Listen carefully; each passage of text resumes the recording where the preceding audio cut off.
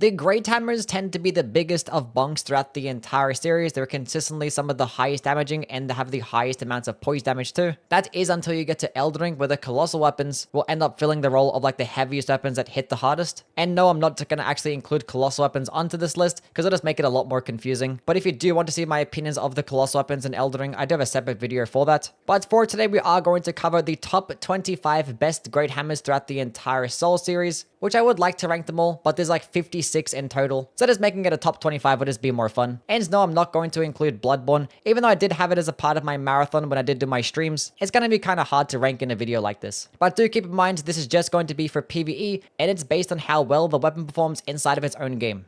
Starting off at 25, we have the BRAMD from Demon Souls, which is one of 3 large hammers, which yes, they're called large hammers and not great hammers in the original Demon Souls game. And the BRAMD does have the highest base damage of the 3, but it also does have the highest requirements, and it also is not only the heaviest weapon in the entire game, but it's the heaviest weapon in the entire series. At 36 units, it is more than anything else. Even heavier than the Smelter Hammer and the Giant Crusher, this one stands alone as number 1. So obviously that's going to be a very big major downside. And with how little souls that you do get in Demon Souls, trying to stay below 50% equipment load with a weapon like this might not be the best option, but you do get it a bit later into the playthrough, where you have plenty of opportunities to level up some more endurance, and it does like hit harder than almost anything else in the game. But there are going to be a few downsides. One, you can level up the weapon, but leveling up the weapon doesn't actually improve the damage nor the scalings. It only improves the poison and plague resistance, because yeah, having this weapon equipped does give you like a passive boost to your status resistances, which is borderline useless, and you have to spend colorless demon souls just to increase this. I don't know why it didn't at least improve the base damage. That would have been pretty handy, because it also just is eventually outclassed by the meat cleaver in terms of damage, because the meat cleaver gets much better scalings while weighing 26 units less, and also getting the exact same moveset, which the moveset of these weapons are okay. The one-handed moveset, don't really care for, and the two-handed moveset is perfectly fine. It's very slow, but it's obviously going to hit really hard. The rolling attack serve as a nice AoE, and the BRAMD can be the hardest hitting one, but only for a certain part of the game, and it's just way too heavy.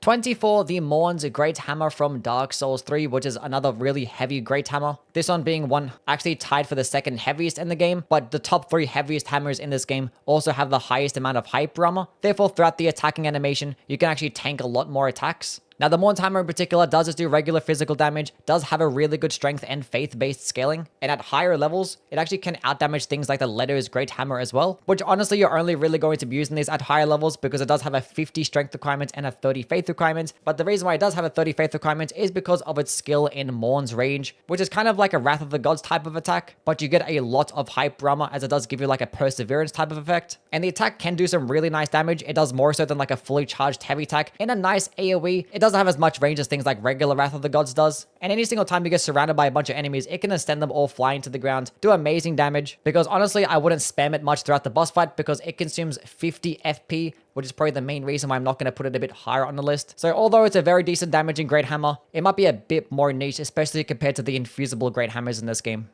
Number 23, the DRAKEKEEPE'S WARPICK from Dark Souls 2. Now, this is a great hammer that gets the exact same moveset as a halberd. Now, the halberds in this game, I don't really care for as much, and that's because of the sweet spot mechanic. If you don't hit with the sweet spot of the weapon, you're getting way less damage, and it just feels terrible to use. But if you do stand at these correct distances, their movesets can just be devastating, especially with those heavy attack spin to wins. It can put in a lot of work. Now, just to compare this to the Mastodon halberd, because that one is the best and highest hitting halberd in the game, this one actually can out damage that one, only by a little bit, but it still hits the hardest, and it also gets striking damage as well, which a lot of enemies in this game are weaker to striking damage, so it can actually out damage it by a lot in most circumstances. Now, I'm probably still not going to value it as much as the Mastodon halberd, because that one literally weighs less, has more range, and it also gets higher counter damage and more poise damage too. I don't know why this thing just didn't get just as much poise damage as like some of the other great hammers, because it only gets 35 compared to the 60 that the others might get, and the Mastodon halberd 45 poise damage. So if you didn't really care much for having like the higher poise damage or higher counter damage, and you literally wanted to use a halberd, this one might be the best option.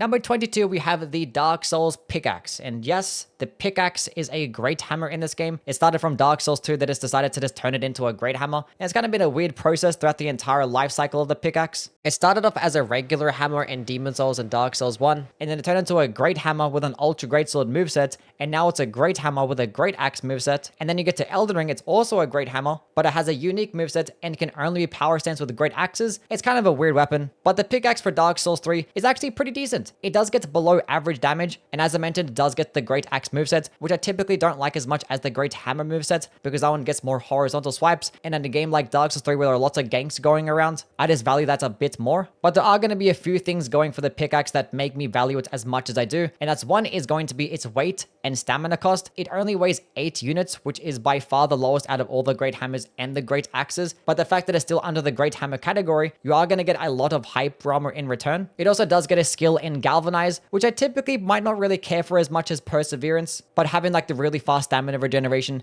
is never a bad thing. But the obvious best part about it is going to be the fact that it gets thrusting damage, which yes is the original piercing damage and is good in basically every single game, because you're going to be getting counter attack damage and you can benefit of things like the Leo's ring, and you can go ahead and like spam charged heavy attacks and trying to trade out with enemies with a high amount of hype armor you have, and it can actually put in a lot of work for a weapon that only weighs 8 units and that can hit this hard. It's actually kind of cracked, but obviously it's low AR, poor range, and pretty average moveset stop me from putting it a bit higher. Number 21, the Smelter Hammer from Dark Souls 2, which is one of like the largest weapons in the entire series. This thing just looks ridiculous. It weighs an absolute ton, and it has a 70 strength requirement as well. So obviously that's going to be a downside in of itself, but it does get lots of damage in return, and a pretty fun moveset too. Now, funnily enough, it's still not the hardest hitting Great Hammer in this game. The Giant's Warrior Club can actually output more damage, and that one you can get earlier in the game, weighs less, lower requirements. But the Smelter Hammer does get more range, and as I mentioned, does get a pretty cool moveset. The rolling attack does cover a nice radius. The light attacks, although pretty slow, the follow-up light attack can be a nice spin to win, which yes, is going to consume a lot of stamina, but it can output a lot of damage. And the L2 attack is extremely funny. You can like spin around and send yourself flying. Also does do some nice damage too, but once again, consumes a lot of stamina. So it's one of those weapons that might have like a higher skill ceiling. It might only be a thing that's really good for when you get like New Game Plus and beyond, when you have like high stamina, higher vitality, and higher strength. Because for the most part, if I wanted to optimize a Great Hammer build, I wouldn't really go with this one. Number 20, the Large Club from Dark Souls 1. Now, the Dark Souls 1 Great Hammers are all just amazing. It's probably not going to be the best strength-based class in this game. I think things like Halberds, Greatswords, and Ultra Greatswords might do it a little bit better, and it's mainly due to its speeds and its needing to have lots of poise. But when it comes to its damage, its moveset being able to like pancake enemies or send them flying, and it's doing amazing amounts of poise damage, it's not going to get better than the Great Hammers. Now, the Large Club is actually the lowest damaging out of all the Great Hammers, but it is going to weigh the least, have the lowest stamina cost, but it also does get the best moveset in my opinion. That it is specifically for the one-handed version, because the one-handed heavy attack is going to be like this really nice lunging horizontal swipe. It actually covers a nice distance, comes out pretty fast, and is really good at hitting multiple enemies. Like if the two-handed heavy attack did the exact same thing, I would easily put this one a lot higher, because you benefit so much more by just having a larger weapon two-handed like this. But this like might be one of the best heavy attacks in the game, and the fact that you can get it on a really high damaging weapon like a Great Hammer is going to be really good. And it actually does come with a toxic status effect too, although toxic in PvE is borderline useless.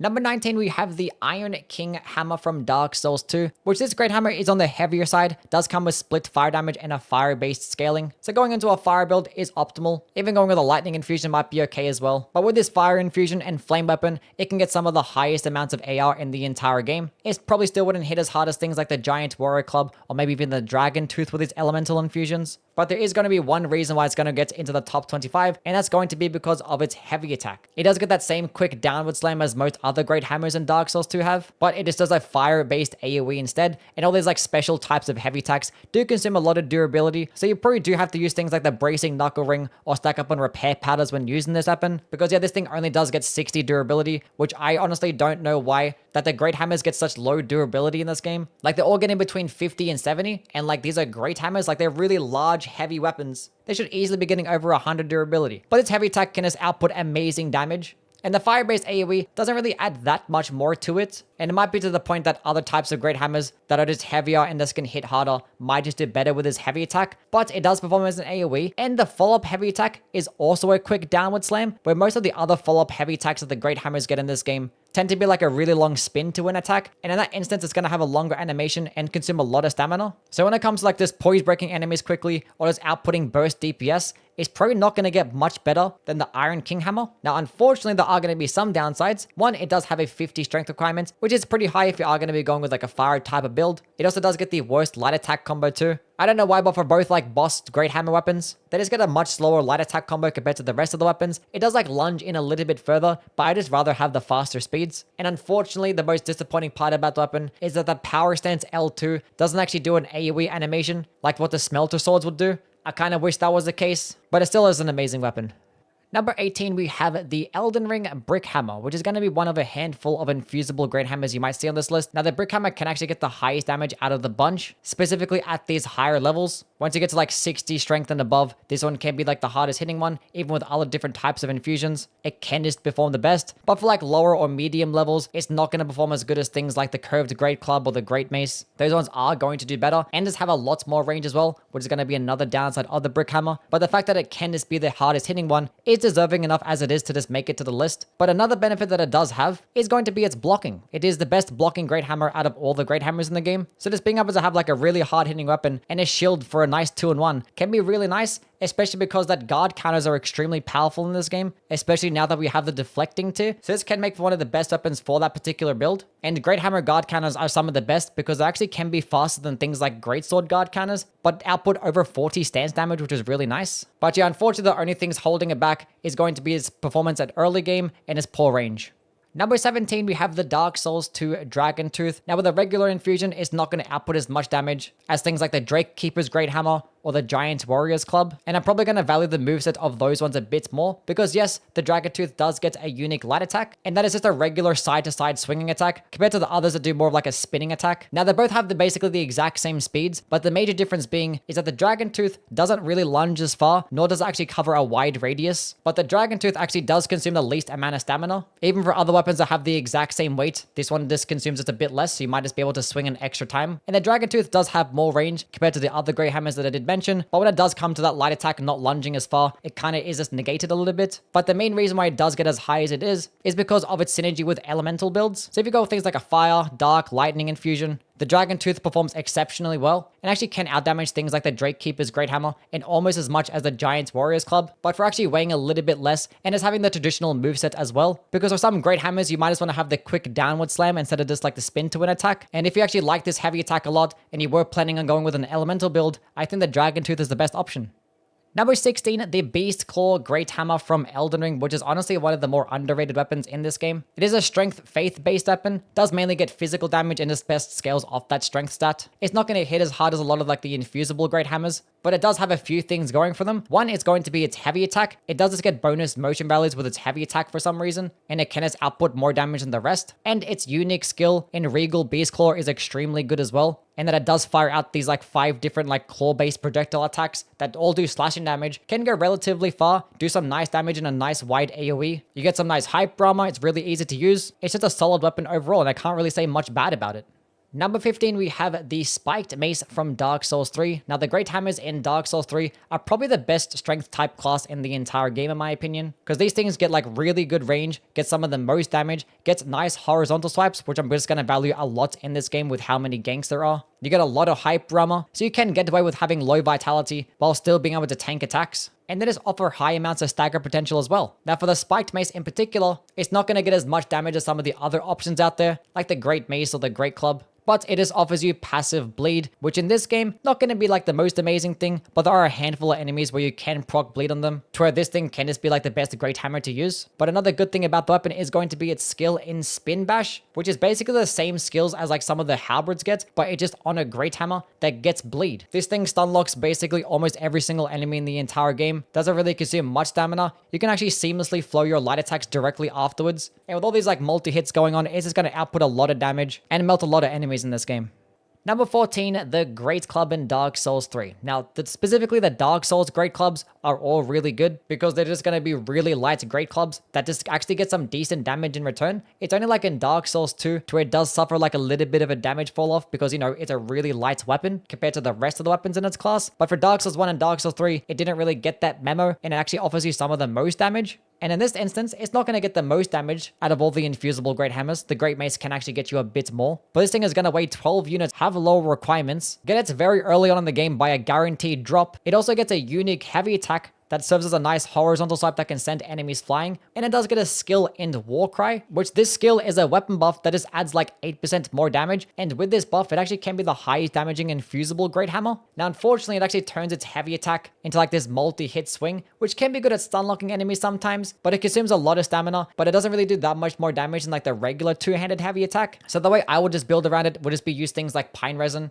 and stick with the regular moveset instead. So it's kind of like more of a downside that you get stuck with Warcry instead of having Perseverance like all the other Great Hammers do. So I think that's going to be its major downside, but you literally can't go wrong with this weapon.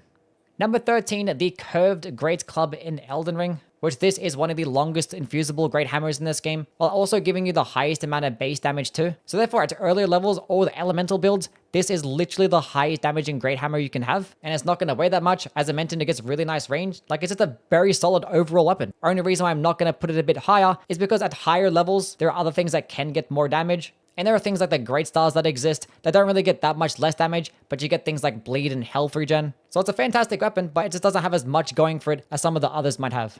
Number 12, we have the DRAKEKEEPE'S Great Hammer, and I can slightly touch on the Demon's Great Hammer as well, because both of these weapons get like identical stats, identical damage, very similar range, same movesets and all that stuff. The only difference being is that the DRAKEKEEPE'S Great Hammer just weighs 6 units less, and it's basically the exact same weapon. But the Demon's Great Hammer can be acquired right at the beginning of the game, so if you actually won't bother to farm for the DRAKEKEEPE'S Hammer, you can just go with this one. But the reason why these weapons are so good is because they just offer you some of the highest damage, while also just giving you like just the regular Great Hammer moveset. Because the highest damaging Great Hammer in this game would be the Giant Warrior Club, but it does get a slightly different moveset to where its heavy attack is like a spin twin and not like that really quick downward slam. And if you really value that really quick downward slam heavy attack, then this would probably be the weapon to go with in my opinion. It's just one of those basic weapons that doesn't really do too much, but it's like also one of the best weapons in its class too. Number 11, the Cranial Vessel Candlestand, which is one of the hardest hitting Great Hammers in this game. Probably can get the highest AR because it gets a really good strength and faith-based scaling. Also gets some of the most range too. Like, it's just a fantastic weapon. The only downside is that it is like one of the heaviest, and it also does consume a bit more stamina than some of the others. But with the Great Hammers in this game, they're just all really good because their movesets are relatively fast, obviously going to output nice damage, get really good stance damage. And probably the best thing about the Cranial Vessel Candlestand in particular is going to be its skill in Surge of Faith. For 15 FP, it does this massive fire AoE attack that just does monstrous amounts of damage. Like, this thing can just decimate everything in the game. Now, the only and major downside of this skill is going to be its really long recovery animations. You get stuck in this animation for so long, waiting for these like little fireballs to come out that don't really do much damage. So if you end up getting longer openings with this weapon, especially when you can use a follow-up attack, which is another explosion, it can put in a lot of work. This thing would easily be top 5 if those recovery frames are a bit less, because yeah, the damage is just undeniable. Number 10, the Great Mace, which is another infusible Great Hammer in this game with a strength build between like 40 and 60 strength. This thing actually can outdamage the rest. So just for that alone, for like a good chunk of the game with a strength build, this is the hardest hitting Great Hammer. But once you go to like elemental infusions or a bit later on in the playthrough, it might just end up being outclassed by things like the Brick Hammer or the Curved Great Club. But this is like a good mixture of like really good damage, doesn't really weigh that much, you don't have to farm for it either. And also the Great Mace is one of a few weapons that perform especially well with an occult infusion. The other ones being things like the Brick Hammer, the Giant Crusher, the Prelate's Inferno Crosier. Like, all these weapons get a B scaling in both strength and arcane. So literally, if you want to maximize your damage at higher levels, you would go into an occult infusion, because you just end up getting ridiculous amounts of AR. The only downside is that you won't be able to buff it unless you use things like Crack Blade, but that type of build can just be broken sometimes. Number 9, the Old Knight Hammer from Dark Souls 2. Now, this weapon gets ridiculously high base damage, but it doesn't get any scalings at all. So it's probably only going to be a good weapon for like regular new game, or if you're doing like a level 1 run. But outside of that, I wouldn't really care for it much. But this thing can literally be devastating with a raw infusion, because this thing is actually going to get some of the highest damage in its class with this particular infusion, while also only having a 30 strength requirement and only weighing 18 units, which typically only like really heavy weapons with high requirements will end up getting this much damage. And for comparison, a raw infused Old Knight Hammer can do more damage than like a regular infused Great Club at 50 strength. Like, that's how much damage it's doing. And instead of putting all those points into strength and vitality to like use other different types of Great Hammers, you can just put those things into like health, stamina, adaptability instead, and you can just benefit of amazing damage while also just having really good neutral game. So it can be one of the best weapons to use for like a first playthrough. Now, unfortunately, the only and major gripe with this weapon is going to be its durability issue. I don't know why some of the Great Hammers just get such low durability in this game. This one only getting 30. So if I were to use this, I would definitely have things like the Bracing Knuckle Ring equipped, and probably stack up on some repair powders as well. Like, if this thing could be acquired a bit earlier in the game, and it's had like twice as much durability, it would easily be like one of the best weapons in Dark Souls 2. But it still is very solid for what it does. Number 8, the VORDT'S Great Hammer from Dark Souls 3, which is one of the best boss weapons in this game. Because once again, it's a great hammer, therefore it gets amazing moveset, it gets really good range, gets really good poise damage, good hype armor, and for the VORDT'S Great Hammer in particular, it's not going to get the highest amount of damage. Things like the Great Mace, LEDO'S Great Hammer, even the Great Club can get more damage, but the VORDT'S Great Hammer is going to get the highest frost buildup in the game, And Frost is actually an amazing status effect. It does a flat percentage of damage, and it does debuff enemies to make them take more damage too. And for some bosses, you can literally proc Frost in just one hit with this thing. And if you are fighting enemies that are frostbitten, you're probably going to get the most amount of damage with the VORDT'S Greathammer. Like, it literally is just that good. Like, the only downside is that you can't buff or infuse it, which in this game, having an infusible weapon is probably just going to be always better, but it doesn't change that VORDT'S is one of the best.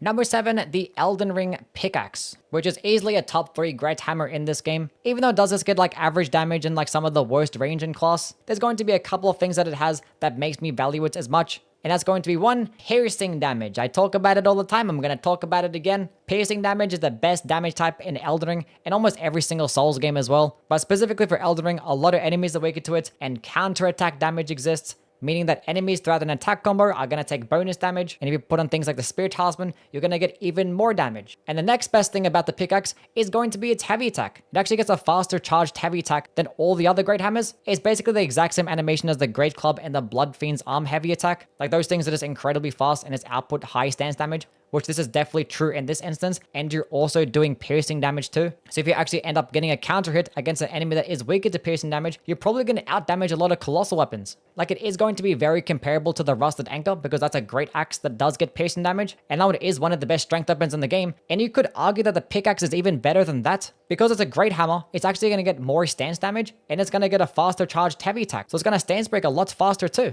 But funnily enough, the pickaxe actually can be power stance with great axes, but it can't be power stance with great hammers, and being that you can only get 1 Rusted Anchor per playthrough, you can literally power stance these 2 weapons together. Number 6, LEDO'S Great Hammer, which this is the heaviest weapon in Dark Souls 3, has the highest requirements, but it literally just hits the hardest as well. Just going into a pure strength build, it can just outdamage all the other weapons. Unless you do buff the Great Mace, or have like a max level MORNE'S Great Hammer, those will probably end up outdamaging it. But the weapon skill of the LEDO'S Great Hammer is literally broken. It does this nice quick horizontal swipe that gets like amazing hyper armor, does stun lock pretty well, and actually buffs the weapon with more physical damage, roughly 7.5% more damage. And in this instance, it can be the hardest hitting one. And then you also have an option to get a follow-up attack after the skill that like shatters the weapon on the ground and does like ridiculous amounts of damage, or you could just leave it buffed the entire time, which the buff does last roughly around like 20 seconds or until you actually use another charged heavy attack. So yeah, this thing is an absolute boss melting machine. It can get the highest amount of damage. It has a broken ass skill. Like, the only downsides is that it weighs so much, and then it has like really high requirements. And in a game where equipment load is tied to vitality instead of endurance, having really heavy weapons is going to be more of a downside.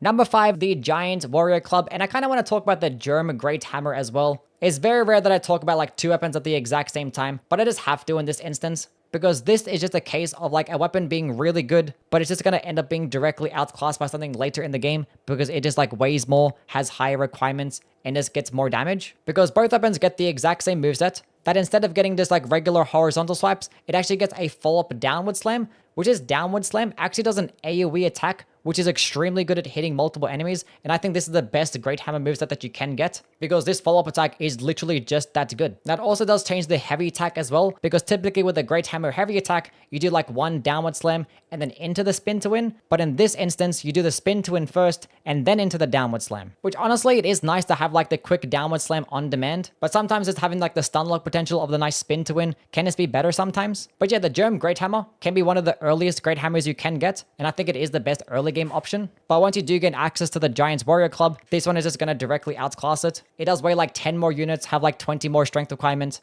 but it just gets a lot more damage, and actually is the hardest hitting Great Hammer in the entire game. And yes, it can actually even outdamage the Smelter Hammer, but the only thing that does actually outdamage it would be a Dark Infused Sacred Chime Hammer, but that's only like at really high levels, like literally max level, the Dark Infused Sacred Chime Hammer would outdamage it, but like literally at 80 in all levels, the Giant Warrior Club is still better. So if you actually were wondering why the Sacred Chime Hammer didn't make it to the list, this is basically why, and the fact that the Giant Warrior Club gets the better moveset. But Great Hammers in Dark Souls 2 can be a bit more challenging to use with its high stamina cost and long animations, but these things can hit like absolute trucks, do amazing poise damage, obviously do striking damage. You can find lots of success with them, and I think the Giant Warrior Club is going to be the best amongst them.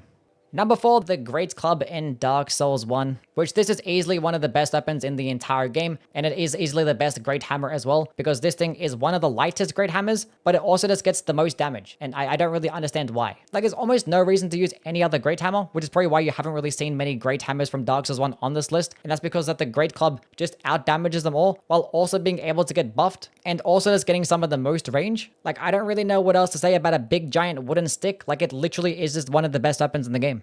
Number 3, we have the Great Stars, which is probably the best Great Hammer in all of Elden Ring. That gets like average damage, gets average range, gets the regular Great Hammer moveset, and Great Hammers in this game are probably the best strength class too, as they actually have pretty decent speeds, but also just offer you some of the highest stance damage. Like, you can literally stance break quicker with like Great Hammers than you can with Colossal Weapons sometimes. But the reason why the Great Stars gets at number 1 is because of 2 separate reasons. 1, it gets bleed. 2, it gets health regen. And when you pair this weapon alongside some like quick multi-hit types of skills, with other things like Blood Flame or with an Occult Infusion, you're going to be getting a decent amount of health regen back and proccing bleed really quickly, which in this game basically just broken, especially when paired alongside all the buffs. You can just output ridiculous amounts of damage while also just getting amazing stance damage, because yes, you have a Great Hammer too. And one thing that I haven't really talked about when it comes to the Great Hammers is its power stancing combos, and in this game they're actually really good, as they do hit simultaneously, still output high stance damage. And for the Great Stars in this instance, you literally can get 2 per playthrough pretty early on, and if you're power stancing them, you're going to be proccing bleed faster, and you're also going to be getting more health regen too.